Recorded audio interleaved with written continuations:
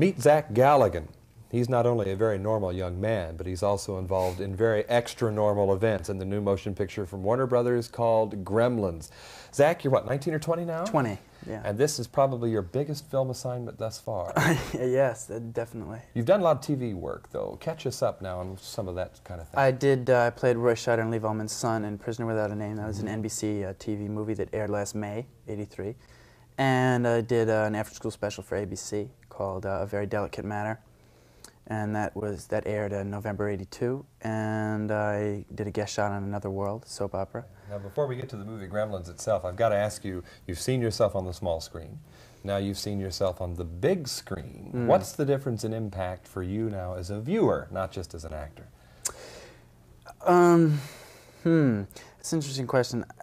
On the small screen, I would say I was glad that the first stuff I did was for television, because in the beginning, I had a tendency to do too much, and I was kind of overacting in a way. I hadn't really learned the subtleties of the lens, what it's like to act, to try and get an intimacy between you and the lens. So I was glad that some of my miscues, some of my mistakes look a lot better on the small screen, because it's not so huge.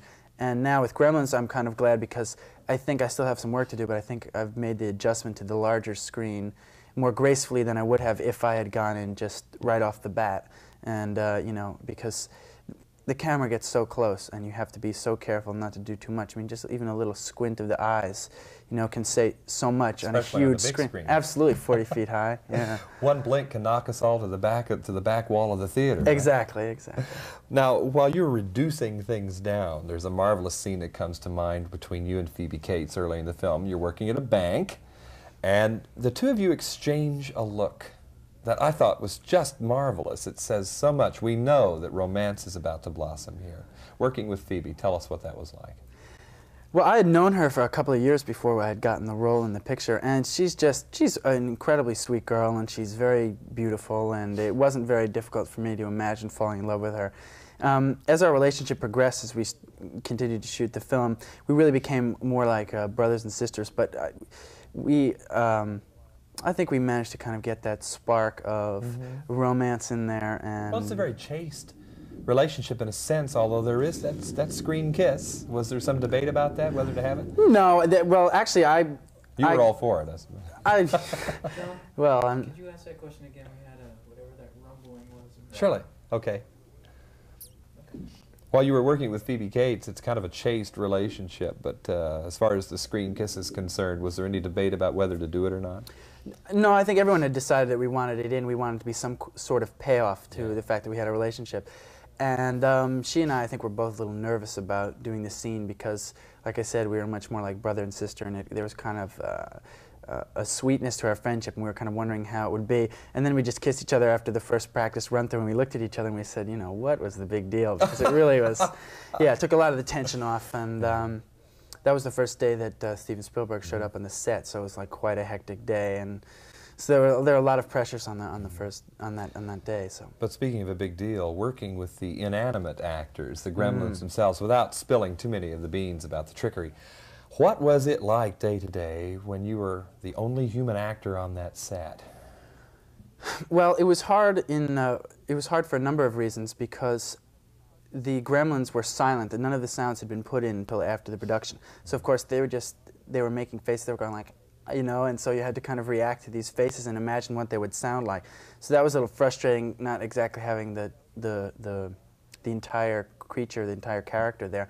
Another thing was they had wires kind of running up and down my arms and my legs, and occasionally, you know, they'd pinch you in the middle. It was kind of distracting, you know, having them run down your legs and into your shoes. Well, Spencer Tracy once described acting as, among other things, learning how not to trip over the furniture. But you were wired.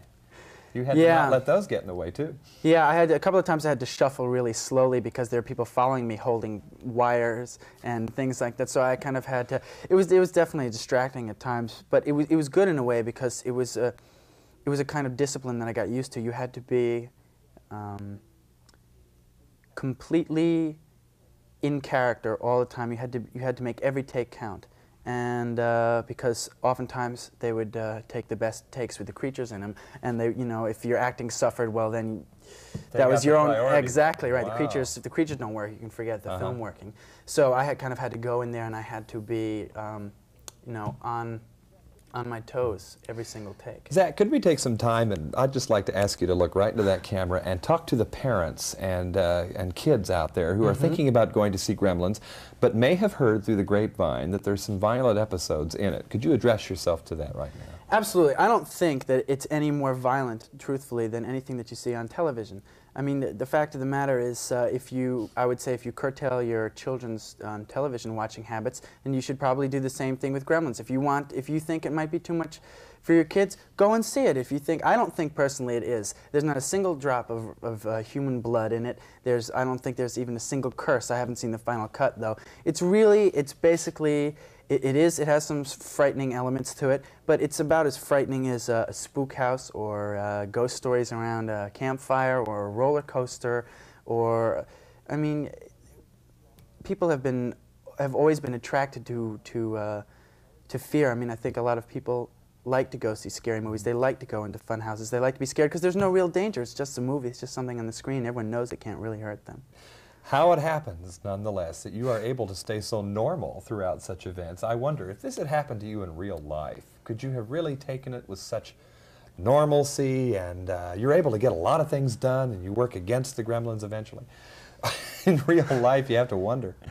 Yeah, that's true, but at the same time, the character realizes it's his fault in a way. He is the one who's caused a lot of the problems to come, and it's up to him. He has to take responsibility. He has to take charge, or else, you know, the situation will get out of hand. He's got hundreds of lives at stake. These things are nasty little critters, and he's got to get out there and stop them before something, you know, terrible happens. It's kind of already happening around him, but he has to become the hero in a way, and in a way, deep down inside, that's always what he's wanted to be. He's always wanted to be. Right, because it's a bit of a Pandora's box. But Absolutely. Because of that box, exactly. you can test yourself. Huh? Exactly. That's a nice positive note to leave this on. Gremlins, its new motion picture from Warner Brothers.